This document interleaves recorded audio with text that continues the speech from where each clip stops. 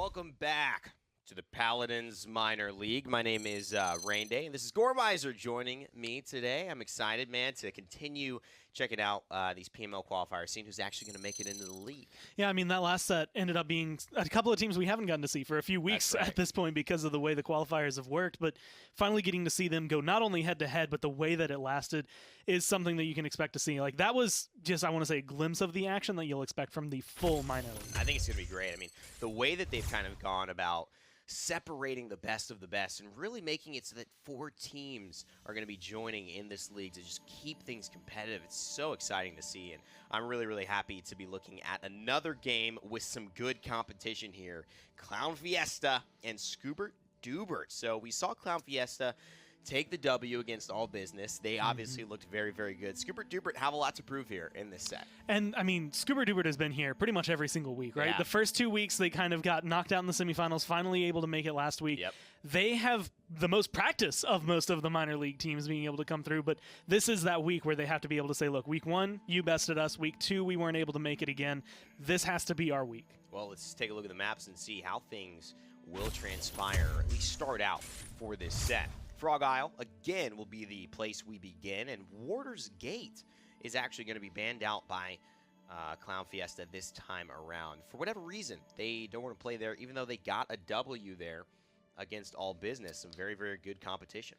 I still feel like it's a comfort thing, even though you're able to get wins on it. Again, and this was actually mentioned during that map last set, some teams just haven't fully locked it down. Like, even when you get the win, you're kind of like, man, was that because they didn't play their comp the way they needed to, or did we just happen to be really, really good today? Either way, we're not sure if this is going to work for us every time. Let's just get rid of it, go to Frog Isle, and be comfortable. And be comfortable, seriously. Well, it'll be interesting to see if the snipers play a big role again, Gore.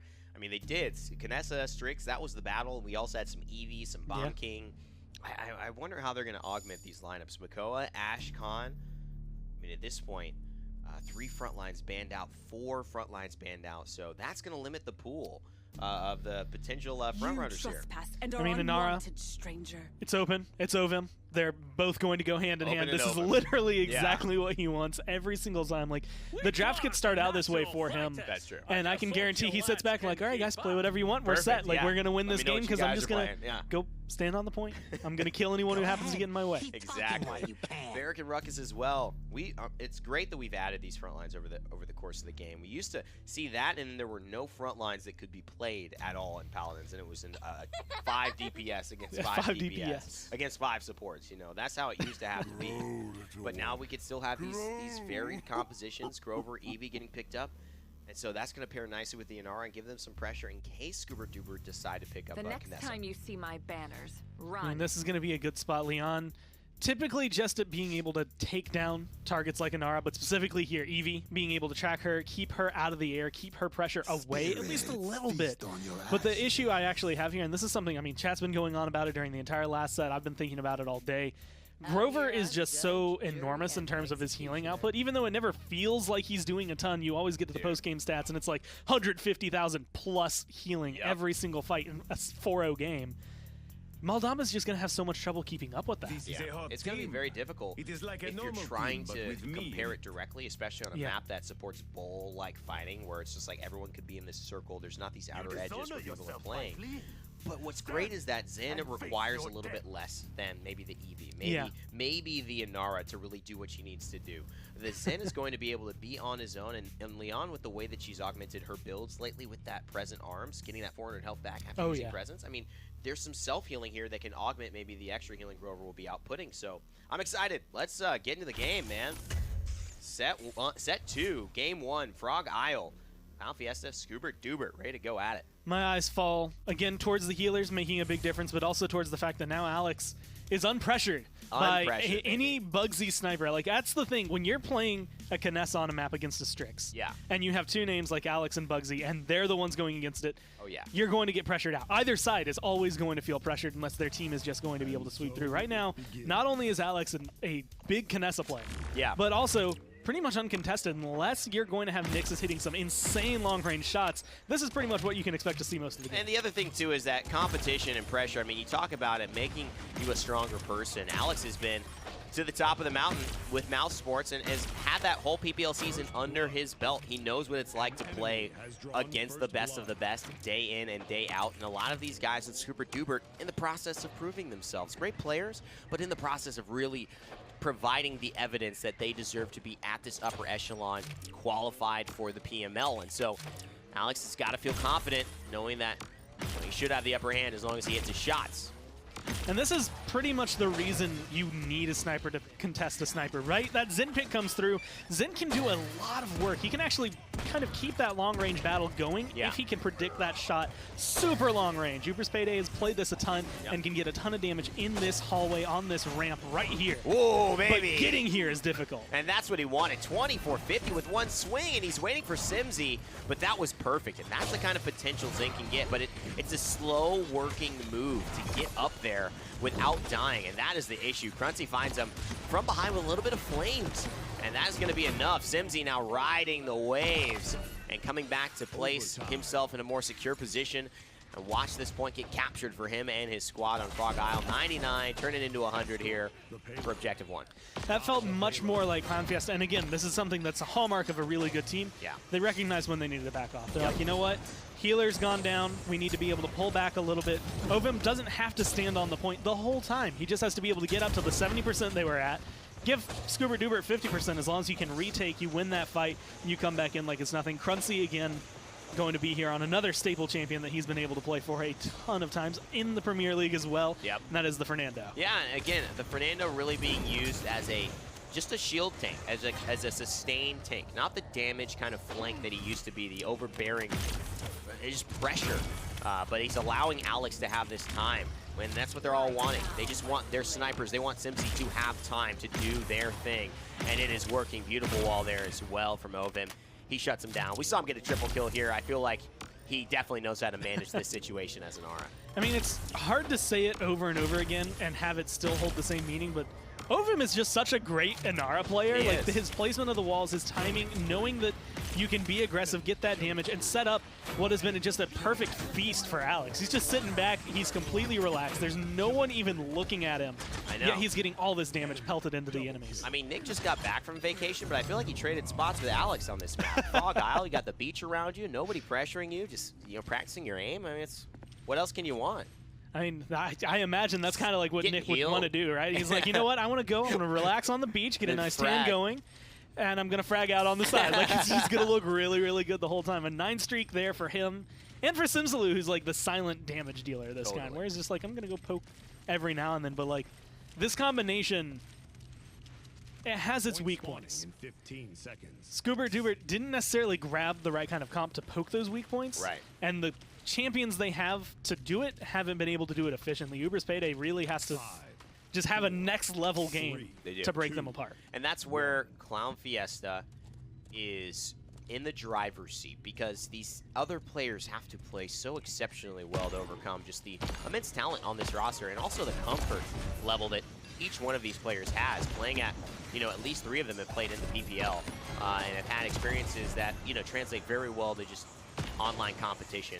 It's a little bit of a veteran versus some newcomers here, but that's okay. Sometimes newcomers are meant to be the underdogs and make that historic run. Trying to hold here against Simsaloo. A good Dread Serpent almost gets him into the water, but Alex finds a double kill, and Simsy makes it out alive, and this is just bad news bears for Scoobert Doobert. And that's honestly just really, really good and maybe a little lucky timing there for Simsaloo. It is. At the very end of that wormhole blink, he's able to make it back like it's nothing. And of course, his team has been doing nothing but gaining pressure the entire time. Everyone was looking just to try and kill him off. Cruncy puts some kills. Ovim finally goes down, but I mean, it's only because they've gotten so aggressive. Yeah, and I mean, I like Cruncy. Just it's almost like this would not work against. You saw how difficult it was for Ovim to play the Fernando against the team All Business and the caliber of players that they had on it. Bugsy and everybody, but right now people are actually just shooting at Cruncy when he holds his shield up. People are just, wasting time shooting at him with a shield up, and they're buying so much time for their snipers as that is occurring. And, Scoobert Doobert have to make some adjustments here, and they've got to figure it out, but this one is looking like in the bag already for Clown Fiesta. And it's all target prioritization, right? You finally are able to get rid of Cruncy, but he's not really been the problem. He's just been the distraction, just like what you were saying. You're shooting at his shield. You're looking at taking him down. Simsalute hasn't gone down. Alex hasn't gone down. Like, the two people putting the most damage into your team have not really been touched. And then you have Bolka, who, again, very silent hero, has just been healing everyone up to full every single time they back off. Yeah.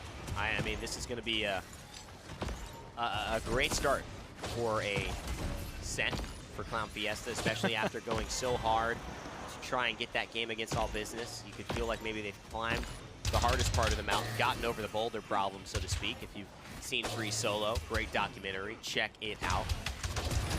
But a minute and 29 seconds left. Ooh. Scoobert Doobert doing their best to hold, and they have found a little bit of a stall. I mean, this is what you need at this point, right? You need to be able to get rid of Bolka, at least pressure him out for a little bit, stop Clown Fiesta from being able to run up to the payload, push it as far as it is. A minute on Frog Isle is not a lot of time for you to defend. No. You can hold that, but at the same time, they need 15 seconds to push it from where it is to full. It is a very, very quick push. You have to hold as best you can, and it's angles like this, it's pressure like this that can actually give you that alleviation of what is the push. And I think that when you have that, you start to, you know, maybe start realizing that either things are working or not working. That you can either have to say this is a game plan that we see succeeding towards the end of this match when we hit a certain threshold, or if this is just a lost cause. And to me, it's looking like when you notice the stall there, but it still turns into, well, now the push is continuing. Now they've got momentum. We still can't kill Grover. Something's wrong in this composition. Something's wrong in the execution, sure, but I feel like the composition just could not compete against what Clown Fiesta put together on this map. Yeah, I think that's honestly, it's not often I think that you can see a team, I want to say maybe lose in picks and bans, but Kinessa on a map like Frog Isle, uncontested, especially in the hands of someone like Alex, it kind of does put it to boot, but it is going to go into overtime, but right now it's the Headhunter that's making things pop. Not your good one-shot anymore. Gore, what's wrong? What's going on? Is that a bug? Oh no! Oh no! Something might have gone wrong there. We're gonna work with programming to figure that out, guys. I'm sorry. I'm sorry about that one. I'll personally investigate what went wrong there. But that looked like a one-shot to me. Should have been a one-shot. Well, that Headhunter, it is gonna change things a little bit. Maybe make it feel a little wonky. Those headshots still hurt. You know, someone's complained about that. Been like, dude, I thought they took out the one-shot. What the heck? Just kick their monitor. Jimmy, what are you doing? Do not kick your monitors.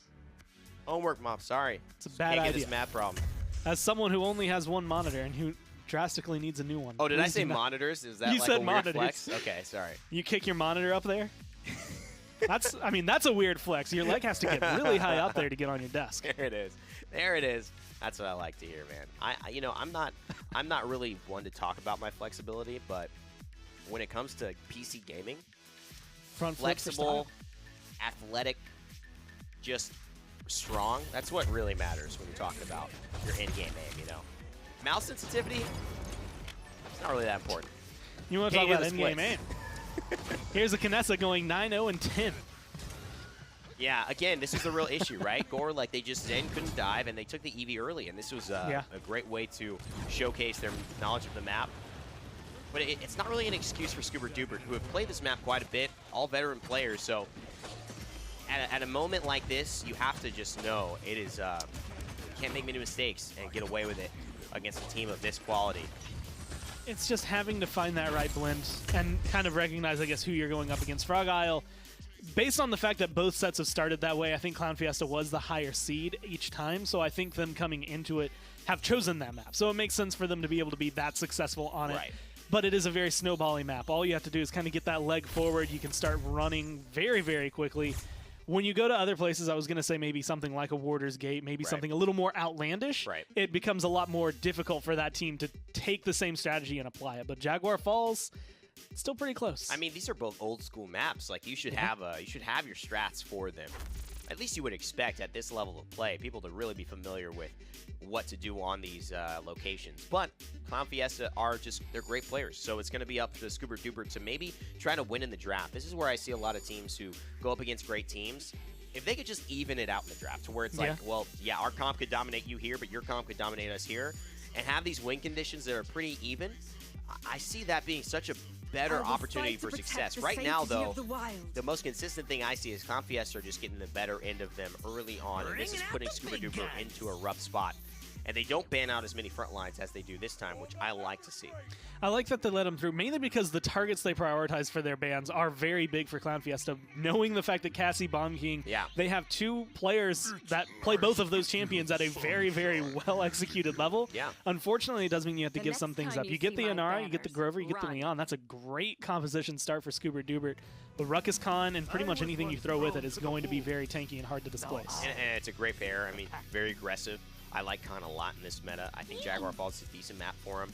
Obviously, the Battle Shot will do a lot of work in the Ying. You know, you could tell this is an Ovum team because the Ying priority, we don't see it everywhere in EU, but Ovum has loved himself some Ying. He really, really does enjoy the champion, and so I think he's encouraging his squad to pick that up for him. And now the Pip taken, I like this too because the Ashe and the Inara, they are not going to just get walked over, especially with the Leon, and then you have the Pip to offer some catalyst pressure with the Grover main healing. But look at this, a Shaolin Gore. That's the first we've seen in a while. Yeah, he has not really been able to hang around. And like the last time we've seen him, last few times we've seen him, it's been very heavy in like recurve, sometimes explosive arrow, but a lot of people going for just higher draw, being able to get a couple more shots off overall. But normally it's paired with something like a Furia. It's paired with something that's going to augment it either through an Inflame, through his damage. So this one's going to be all just skill and knowing the map, and I think that's where it comes into it. Stuns on this map, assuming they don't go Explosive Arrow, are very easy to find when you play at the right angles. Yeah, and I mean, I think this could be... I mean, bow characters are looking pretty good on the side of Clown Fiesta. If you saw the last game with K. Cruncy, who was operating on that Cassie, boy, oh boy, that was devastating. So we'll see if they could pull off some similar maneuvers here on Jaguar Falls with the Shaolin. Game 2 getting started here between Scoobert Doobert and, of course, Clown Fiesta trying to take their second game in a row. Double support. Even though Pip is going to be going primarily damage here, it is going to still feel like a double support just because that side potion every now and then when it does get used for not him will help out those 2 front lines. But Ashe making it through this time around as well has been the big one. I mean, she was banned a lot of last set because Bugsy notably plays her incredibly well, but she has a lot of pressure that she brings to the table. And you know, Alex feeling very confident here to just fire away. He's getting a little bit of pressure. Uber Spady and him are trading out blows, not really doing much damage to one another, but Uber Spady should be in trouble if Alex just hits most of these shots. It's about 2 for 8 right now on that one, but Pip is a little hard from that angle, constantly moving. And First Blood goes to Nixus, so this is a good start here for Scoobert Doobert. They finally got a little pressure. What can they make of this? They're over here holding statue. Now they can move in pretty much perfectly onto the point. You see Ashe actually dashes from one side to the other of the point, but everyone on Clown Fiesta has to really just leave their space. They can't contend anymore. They have to back off, and now they're in that awkward position. They don't necessarily have a great team for reapplying themselves to the point. They have to get a couple kills on the side. Nixus so far feels unpressured. Well, I just feel like Nixus is really not committing much, and I think this is just feeling that he has... He's a little scared to make a mistake. I would have probably tried to push that. Then again, I tend to be a little bit more aggressive in general, and it has worked out for Uber Spady and Scoobert Doobert, but feels like opportunities there to use that presence have shown up. Has to reload here, and now Ovum is going down, but this first point fight seems like a lot of missed damage for Clown Fiesta, and they haven't been able to recover. Good positioning from Nixus, and it all works out in the end. The patient play does pay off, and so this will be Scoobert Doobert grabbing the first objective. And, I mean, making the adjustments they need to. First, on Clown Fiesta, you have 2 relatively lower health front lines. Ruckus with his shield can be up there. Khan with his healing can be up there. But being able to play it at that double angle where you have to look at one place or the other. You can't block Leon shooting from behind and the Inara in front of you. You're going to go down. Plus the double healing, double front line. I mean, this is working out really, really well for Scoobert Doobert. And I think it all comes off of the fact that they grabbed the statue, the area around the statue, initially in that fight. They forced Clown Fiesta into a bad spot. And I actually didn't check, but this looks like Vortex Grip Khan. Can we just double check these talents for the Khan? I just want to make sure this is the Commander's Grab talent that he is running, the stun. Oh, I can't quite see it. Okay, so we'll see by just watching Ovum. I was like, why did I not see that? Because it doesn't appear. There we go. It all makes sense now. The Overpower is ready. He's trying to position for that. Not sure who he wants to grab. It may just be too late at this point. He's been pressured and isolated. And he's just going to fall off to get reconnected with his team. That is one of those awkward moments where That's the only decision you can really make. Like, I mean, the only other option you have is to walk back where you just saw 5 of them go. Better to die with dignity. Maybe I can hold it for a second while they slaughter me and then, you know, send me to the base anyway. No, he's going to go ahead, hit the hard reset, run on the mixer con here as well, but holding on to the ult. Yeah. There's so many targets that are going to be really good to get rid of. I don't want to see him use it here. It has to be the beginning of next round. If that pops, if this overpower gets used, Ovim might be going into the next one without a vital tool in his toolkit. And I gotta say, it's just so odd to see this style of play. I mean, it's great, but he puts himself in as much of a quandary there sometimes with that commander's grab being his main aggressive tool as he's putting his enemy. He clearly goes down and actually dies before the person that he has grabbed, although they trade out. Oh no, they actually weren't able to trade out. No, they were. She's back in the base. She did go down early, is making her way back on the mount at this point after the respawn. But Uber Spady still on a 6th streak, 9th streak. And the Grover has been keeping everyone nice and healthy. It seems like Simsaloo wants to put an end to that. The counter's not going to hit, and he's not going to make it out alive. Again, just awkward positionings that are going to be coming around from the Xin. Trying to get aggressive. I like where he was standing. I like the way he was trying to take the fight, but it just didn't work out. Overpowered. Not going to be used as of yet. Ira is going to be able to dash right into his face, but it's not going to be enough to be able to get rid of Ovim. The healing's still good. Overtime's still there, but they're not taking care of him. And yeah, overtime's still going to decide a lot. Can they push this, though? What do you try to wager to see if it can work out for you? I mean, as of right now, Solda's going to go down. Irai's left where he is. Yeah. This is what you need if you're Clown Fiesta, right? And that is Simsaloo finally starting to have a little bit more of a performance towards the end. A lot of that round felt like Clown Fiesta just didn't know how they wanted to approach the fight. Like, they see this egg, but they don't know how to crack it yet. They're like, man, how do I open this? There's something delicious inside. There is something. But we have to be able to get to it. Now, coming around to this next one, I expect maybe a little bit more priority pressure onto the statue side of the map, or maybe they'll just forego that altogether and try to just loop around, get rid of the DPS, maybe get rid of the healing, because Nixus ended up being the problem, even though he wasn't as aggressive as he could have been. True, and I think you bring up a good point, because they played that first round like they had ultimates at the start of the round, and they worked towards the right side near the cliff edge, and that's where Khan wants to be round 2, because he has his overpower. Yeah. And he could pull someone off. It's an easy throw. You don't have to stay there, you know, try to walk halfway across the map while getting shot at, and it's the most efficient way to get things done. He's also playing in this very interesting style of the commander's grab and the vortex grip, the 2-second stun after you grab somebody, and it really is to be comboed with the burst from Ruckus missiles, some damage from the Shaolin, and of course the cripple from Grover, which means you get stunned, then you try to move, you get crippled, you can't shoulder bash out. It's a great way to finish somebody off and force abilities, but I don't know, have we seen that come into play as much as they probably would have liked? Not really, and that's, I think, where a big issue is. Like, I'm going to use Bomb King as an example, but he's not in the game. He was banned out, but it's one of those areas, you grab a front line, you throw them behind you, they're set. They're dead. You don't have to worry about them anymore. Right. You can just keep moving forward. As Khan, in this circumstance, we saw a lot of Ashe and Nara, again, on the statue side, hanging around with the Leon. Like, they're just playing it slow. And then by the time Khan finally sees any of them, all of his DPS is dipped. They're out. They do not want to be around anymore. They're getting pressured out either by Nixus or anybody else that really just kind of shows their face. Ashe can get a little bit too far forward, and it's not her problem anymore. It's now all of a sudden, like, I'm the DPS. I'm the one who's scared of her. One of the things I think Clown Fiesta has like an identity that I've seen thus far is they like to make comps where we're going to win if you don't do anything about it. And if you do something about it, maybe you'll be able to beat us, but you're also going to take risks because our composition kind of wins naturally. So if you take a risk and you don't succeed, we'll still win. So it kind of forces you into the all business situation where they're like, okay, triple DPS, okay, a Grok, Pip, and a Grover, right? Like, let's just be hyper aggressive to try and do it. And if you do that, that works. But Scoobert Doobert haven't played that way. They've played passively. And I feel like this is eventually going to tilt in the favor of Clown Fiesta as ultimates start to come online. And we do have the overpower from Ovim here to work with. And as much as I want to say targeting the front lines is probably going to be an easy way to get you a win, you get rid of Ashe, all of a sudden there's a lot less pressure on like Simsaloo and Alex.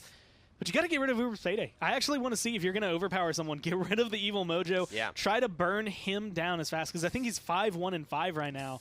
And that is just where he's been. He's been sitting on the side. He's been either a lot of splash damage or just kind of, again, unsung burst that all of a sudden comes out of nowhere. That's a lot of burst as well. The presence and a shot onto Simsaloo forces him into the billow early. And now you see our eyes focusing in on this Little room, but Nixus comes in at the perfect time. The patience has truly paid off, and I just haven't seen the Shaolin do about anything this game. Finding another one. It's really been Nixus and the front lines here for Scoobert Doobert who have been dominating. Good stun to just buy some time. Fiesta back off, but will they even have time to touch again? Simsalu's going to try to whirl and billow to touch. I don't know if he can get there. You know, this Shaolin feels like a we just 4-0'd on Frog Isle, we're going to win easy kind of pick. And not a Shaolin is going to work here and make everything just easy for us as a team. Because it just feels, again, like Alex finally gets a kill right there. He's been doing all right, but I think he was still negative going into this round. He's now on a 6 streak, but you lose the point. Like, you're losing the objective. When we do switch to his camera on the point fights, he's shooting Anara. He's shooting Ash. Like, he's not getting any of the big priority targets, whereas Nixus is killing off Simsalu. He's chasing down Alex. Like, he's making the pressure happen for his team, and that's that switch up you need to see. Well, let's take a look at the damage charts as well, see kind of who's jumping in. And Alex, as you'll notice, with the Shaolin, leading by about a mile with 23,000 damage in the lead of Nixus. But what's happening is that Nixus is finding much more potent and pertinent damage in these fights that's changing the outcome of a situation. Shooting Anara or Ash is only going to get you so far as winning the actual fight. So at this point, Clown Fiesta have some adjustments to make. Minute 27 now on the objective. As the push continues, there's a grab. Trying to shut down the Anara, but she's going to get healed right back up, so no worries there. And I feel like it all comes down to the same kind of point where you're finding a defense. You're actually looking pretty good on defense. Alex finally loses his streak right there as Nixus, again, who's been playing on fire for this game, takes him out. But you're doing a solid defense. You're making sure they don't get past a certain point, so far every single time. Right. But it doesn't really pay off in the long run. You can't win off defending. Yes, you can go to 3-3, you can make it tied even and then show up, but then you've just drugged this game out as long as it could go. Maybe you're testing Scoobert Doobert's will to be able to play through the entire set, but it also, I think, has something to say. You're buying yourself time. And when you look as good as you did in Game 1 and in Game 2 you're having to rethink your entire strategy, I think, again, it goes back to an issue that maybe might be there just because of the picks and bans. Yeah, again, you know, and it's like such a different look for Scoobert Doobert as well. A game where we thought, oh, this set may not last more than 3 games because of how dominant, you know, Clown Fiesta looked on Frog Isle. It's a totally different scenario. I mean, right now I'm wondering if Scoobert Doobert aren't going to, you know, be able to do something a lot better. And again, matchup-wise, that's where the change went. They didn't ban it out. They've got enough tanks. They're staying competitive. But we see this happen with a lot of games where a team wins the point who's considered the maybe not the team that's in the objectively powerful position in that set. Maybe they're newcomers. Maybe they just don't have the same type of big names, right? And then they can't push at all. Zero push. Payload doesn't move. It's just a defense that looks like an offense for the team that didn't capture. And that just shows you that there's something off here. Like, the fight's a little weird. Yeah. And that beginning of that round, the fight that happens on the point, it seems as though you just watch Clown Fiesta get slaughtered. Like, they come out and then they just, every single one of them systematically, one by one by one, die. Yep. This time they're coming in. I think they have all 5 ults is what I saw right before we went to this screen. But looking at that, I'm looking for a really, really big heat haze. I'm looking at Shaolin because, again, it feels almost like a 4v5, even though there's a ton of damage coming out. I never see it being effective. Leon's getting kills, but Shaolin's poking people. Well, I just wonder if maybe the angle's off, and maybe it's like him contesting with Uber Spade. He's pretty tough to hit up on that catwalk, or it's just shooting the Anara, which is getting healed back up. Maybe he wants to take that right side approach, or maybe he wants to go far left with Simsy and kind of pressure out, force them inside towards maybe a Khan who might be waiting on that right side. I don't know, but there's something probably that would be worthwhile to shift. And I still think Clown Fiesta are in the driver's seat. It's weird, but I still think they're in the driver's seat. They've lost both points, but no progress has really been made, especially in that second objective. And so they're starting to figure it out. But what's that adjustment that's going to be made? And you're right, I think heat haze could be it. Well, and I think that's also, again, I mentioned last game, the hallmark of a good team knowing when to retreat. Another one is being able to buy yourself time. You recognize, you know what, like, we're messing up these point fights. Like, that we can't, there's literally just no way to argue that. Yeah. But we have the defense, we have the fight, so what are we doing wrong here? Okay, we'll get this defense. Try something different this next round. Didn't work. Okay, we'll get this defense. Like, we have 2.5 minutes to figure it out right now going into this next round. So 2-2, probably, I think we've said this in the past, one of the most dangerous score lines to be in if you're the team that has been capturing but never getting the push. Yeah. Because now all it takes is one slip up from you, they can capture and push on you and win the game. Absolutely deadly. We have a few more seconds before we get back into the game. Round 3 will be coming up. It's 2-2 right now. Fiesta have had a tough time capturing. They haven't gotten any after 4-0 on Frog Isle. Scoobert Doobert seem to have found a rhythm, at least in terms of their lineup, but as far as getting the push, it seemed to fall short quite a bit. We're wondering, what does Fiesta have to do? And as we get back into this game soon, we're going to find out if Alex is maybe the turnkey for this situation, or if maybe it really relies on Ovum. He's running that commander's grab. I think Storm of Bullets would have been maybe a better choice that would have allowed him to flank on his own if he wanted to. The commander's grab much more team heavy, and if everyone's not in the right position, they're not looking to get that much value out of it. There's at least 3 different ways they want to approach this fight, just depending on where they're going to stand on the map. But a lot of it is going to come down to ultimate usage. You know, we were mentioning Ovum as a Nara last game. Now he's 0-6-8. He's not having a very spectacular performance. I mean, even for a frontline, yes, you expect them to be negative. You don't expect them to be getting a lot of kills. But having 6 deaths, only a total of 8 assists, is not as good of a look as you could get. 8-5-3, definitely a much better slash line here for Alex, but there's still a huge step I think that could be made for him, for Simsalou, for Cruncy even, to make this round go smoothly. Yeah. Whereas 8-4-9, 10-4-8 slash lines don't lie. Nixus and Uber Spade are smooth. I actually really think it's, as much as we look at Alex, because he's the Shaolin, he's a power character, he can maybe make something happen. It is Ovum who's not really performing. Khan should not have 0 kills after 10 minutes of play. That's not a Khan thing. Alex finds the kill on the Uber Spade after an overpower is used just to get rid of them. And that could be it right there. Now they can push. Their strategy has worked. And Ovum just holding this objective. Oh, baby! I love it. Ovum waits for the dunk, grabs him before he lands, counters the ult, and says, see you later. Not in my house. That is a commander's grab that made it all worth it. And that is one of those moments you have to know Ashel incredibly well to be able to say, yeah, you're going to land like right here. I'm going to be able to hit you before you touch the ground. I mean, that is... You're mine. I want to say, like, it's not split second. It's not this, like, last frame you finally hit it, but it is definitely something you're not going to see every con pull off. So Ovum timing it properly. And again, all they did was one overpower very early on, a heat haze early on. They get an easy couple of kills, and it just sets smooth sailing for Fiesta. And the second we start, we see Ovum support that kill directly with the overpower. We haven't seen a ton of that at the start of these rounds. We see that beautiful kill towards the end. It's just been a totally different level of execution in this round, and it maybe just took them a little bit to warm up. Simsalou here looking good as always on that Zen. Goes down to a pressure from the Ashe, who now still has the ultimate and is trying to do her thing. May jump up again, but is wary now, knowing that Ovum knows that timing pretty well.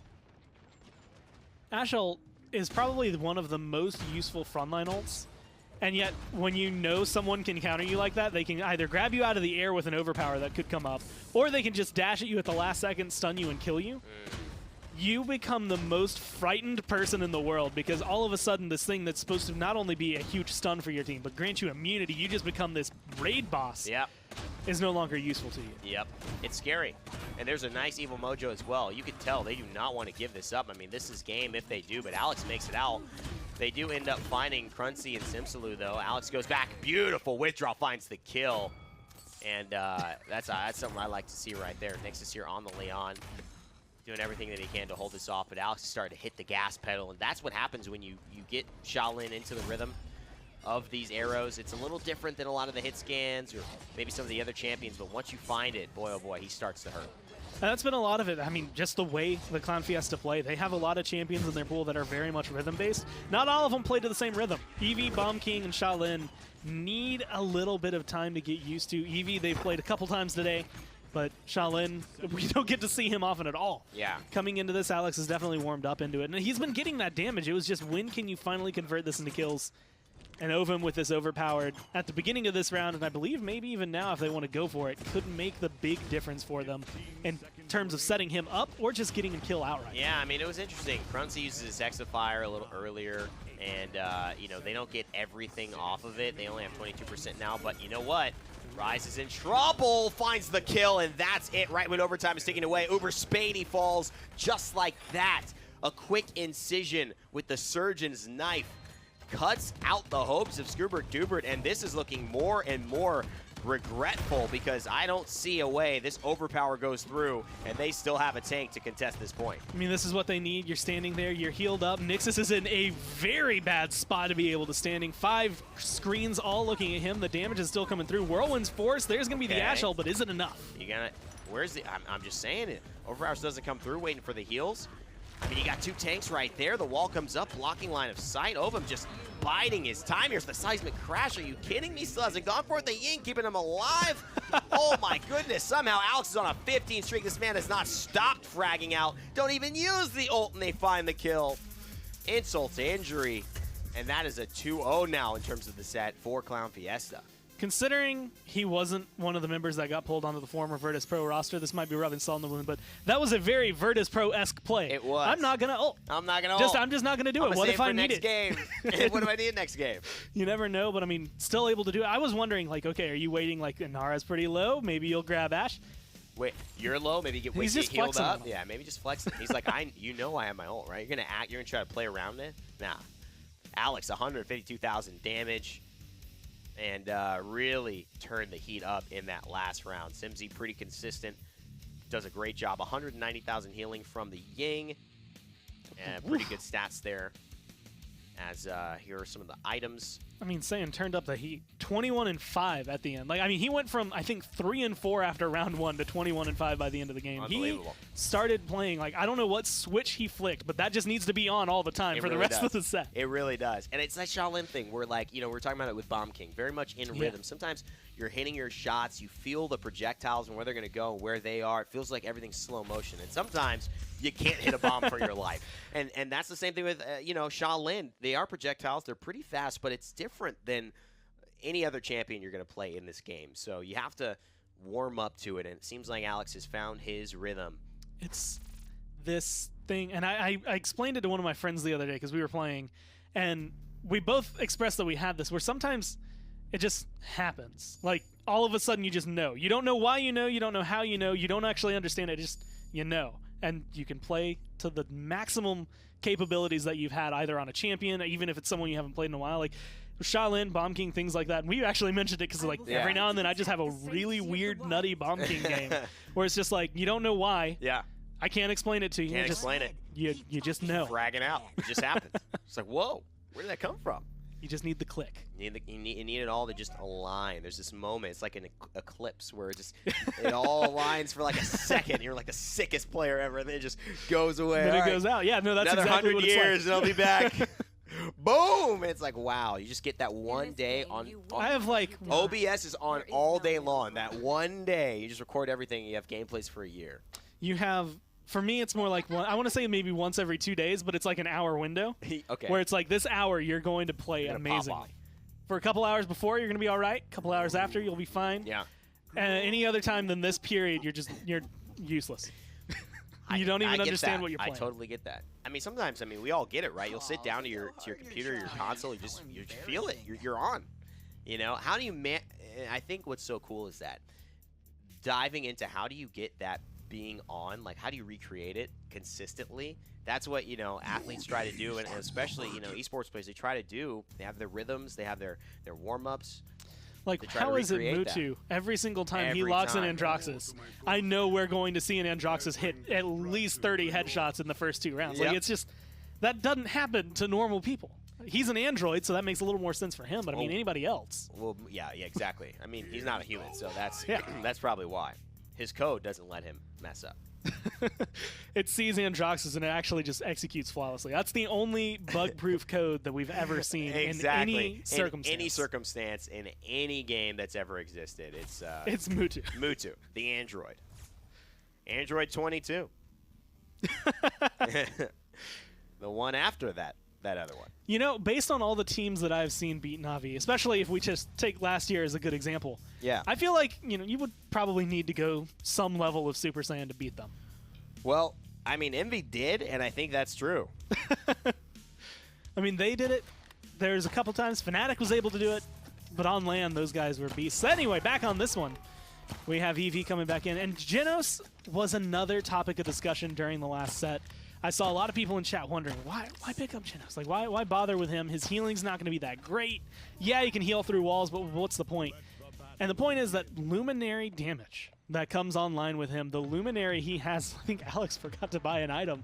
The Luminary damage makes Eevee, makes Leon, makes Androxus here hit so much harder. Even though you might say 15% isn't a lot, it's kind of like more 45% when you really look at the team damage. Absolutely. Scoobert Doobert here trying to showcase their Androxus play with Nixus transitioning from one hit scan to the other. A really nice reversal there. Alex jumping in on the buck, gets that heal. Ovum now on the con for the second game in a row. Good battle shout, buys some time, forces Nixus out of there. Cannot finish him before reinforcements arrive. And at this point, Clown Fiesta have kind of taken control of the map, and that's what they were aiming to do here. The buck with the sustain, just inherent in his style of play, in his kit, and especially in his talent. Doesn't even need a Grover to back him up, but he's got it. And this leg day as well, only level 1. He's gonna have to really min-max that jump, but he does, he gets it. And that 921 headshot, boy oh boy, that's gotta feel good. I mean, hitting it, seeing it looks great. If you're Nixus, maybe not so great on the receiving end, but you're able to recover from it. Alex is running kind of the old loadouts we used to see for Buck. It's very heavy on recovery, very heavy on making sure you can sustain yourself.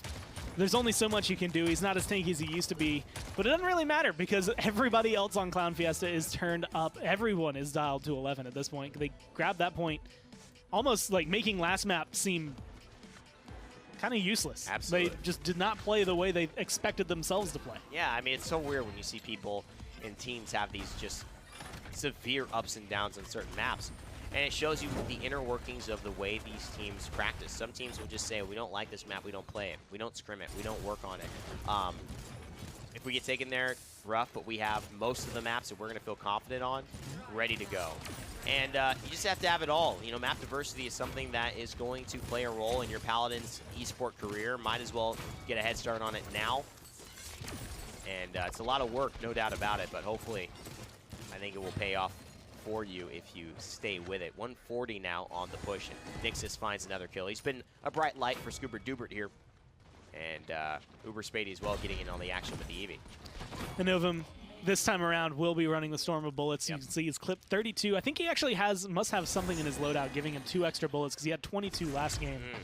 And that's something I had never thought of, but admittedly for most people who have ever played Excessive Force 1, for most people, and this is going to sound really weird unless you played a ton of Con, 2 bullets is like the exact perfect amount you need, because 30 is never quite enough to get that kill. And it's always just one more. It really does matter. It's a nice little level 1, you know, if you really need it. Those cards are really nice feels cards, and you know they don't make the biggest difference. I mean, it's maybe 300 more damage if you're right up close in max range before fall off in your clip. It's not the biggest deal, but it can be the difference maker, and that's what's so cool about Paladins. You know, some people say, no, that extra point of health, that's what I want. That extra cooldown reduction, but Ovum goes for the extra bullets, and boy, it's working out for him. I mean, again, polar opposite of round 1 last game, right? Now you have Simsy going 5-1 and 4, 3-1 and 4 on Cruncy, 4-2-2 on Alex, 3-1 and 8. Just overall better from Ovum, being able to get as many assists as he did in 3 rounds, I believe, last game. Whereas on the other side, Scoobert Doobert, iRise this time switching from Ashe to Leon. Not only a difficult switch to make, but obviously not being as comfortable, I would say, as what we saw out of Nixus. And you can tell that they're trying to figure out how they want to play this map, whereas Clown Fiesta knew exactly. They had their strategy planned out and ready for this. Well, Clown Fiesta here are in a position to turn this set around after having a bit of an odd halftime on that Jaguar Falls map. Only a few points go until finally getting their rhythm yet again. Nixus is doing a good job of providing some angles to give Zelda a chance to finish off Cruncy, which he does. Nixus is still in the back line, dashing around. The whirlwind pops by Grover, and Nyx is in the perfect spot to punish Volca there. May still go down thanks to Alex. The double kill could turn into a triple here if Cruncy can help support. And there it is, Simsalou the one to finish it off. And now Clown Fiesta still with control, looking like they're going to take their 3rd point in this game. Did he accidentally trigger overtime by bringing her onto the point? Being able to walk through, No. not Close. But just a couple of kills more. No ults available as of yet, but Hexafire just came online. Clown Fiesta, I mean, this is looking like game 1 again, right? Yeah. Like, this is repeat. This is what I expected game 2 to be like. And it seems like they found their stride once again. This team has been doing a ton this last couple of weeks. Of course, they have a ton of really big names on them as well, so everyone's kind of expected them to be this dominating force. This is just their proof. Absolutely. Good shield there by Ovum. Actually keeps him alive. Alex finding the kill on Nixus, so if Uber Spady maybe tries to bite off more than he can chew, this could turn in the favor of Clown Fiesta and keep this momentum rolling. One headshot could almost kill Evie instantly. 900 plus damage. She is not a very healthy champion at all. It could be over right here. Ice block forced in. Can he find the shot? Cannot, but the pressure is coming and no ice block. He knows it, so Alex is taking the position that's being ceded by Airs. The buck, and he goes wild, and he's got Zelda in his sights, and another headshot. This is not looking good for Scoobert Doobert whatsoever. I mean, just being able to find that and immediately picks up the EV kill, the thing that has been causing so much pressure. Team's walking forward. They have a minute and a half to move it about 20 feet, and they have the control of their lifetimes. The whirlwind is going to come out. Everyone except for Alex is going to get topped off, but he has his own healing. They seem set. And it looks like they are going to push this one through the wall. Cannot stop this huge level of momentum coming from Clown Fiesta. They start the party, and they also send everybody home a little early outside. So that's going to be them taking the 3-0 over Scoobert Doobert. 2 wins for them today. That is a good start to our PML broadcast here. We obviously have some post-game stats for you, so let's check those out. A lot of it, I'm going to say, maybe the 83,000 from healing from Volca helped out, but I think the fact that you're starting to see Ovum put his name up there with the damage, 3rd on his team, right above Simsalou. But Alex, Cruncy having much better performances very early on. They got into their champions incredibly fast, 8-2-4, 9-1-6 for their slash lines. There just wasn't a whole lot of contention. Uber's Payday was 2-6, High Rise was 0-6. Like, they just never got any return kills. And that's always going to hurt you. But really good stuff here. Simsalou so comfortable on this pip. And then you were able to get Ovum feeling himself a little bit more on the con, min-maxing it. Storm of Bullets seemed to work so much better for them as far as just applying damage and really adding pressure, so that it was insurmountable. And this shotgun. People forget this shotgun. I feel like Buck has been out of the meta just long enough that it's very easy to forget how effective Buck can be. Yeah, he's not the just insane, unkillable tank he was once upon a time, but that's a good thing. Yeah. As long as you look at him, he will die. You can take him out. Unfortunately, they just were never able to there. And so as you guys can see, EU Group A, B standings right now, 3 wins and 0 losses for this Group A, actually, for Clown Fiesta. All business, 2 wins, 1 loss. The only loss to Clown Fiesta. And so they're going to move in ahead of Scoobert Doobert and Yoink. And I believe with the way things are going, I mean, we have the top 2 teams. Top 2 teams are the ones you want to see. Yep. And, of course, that was Clown Fiesta all business. So they're the ones that are looking like they're in the money as of now. And unfortunately for the other 2 teams, I mean, Scoobert Doobert just has a lot more, I want to say, ahead of them. They look like a solid foundation for a team. I would just say, as far as things go, you really need to continue the commitment you had. I've seen you every single week for the PML qualifiers. Any tournament that you can scrounge up for, that's what you play in. Well, it's not over, ladies and gentlemen. Still a couple more games to go as we get all of the teams that will be qualifying for Europe settled up and ready. We've got 2 more games, 2 more pieces of great Paladins minor league action coming at you, but right after this.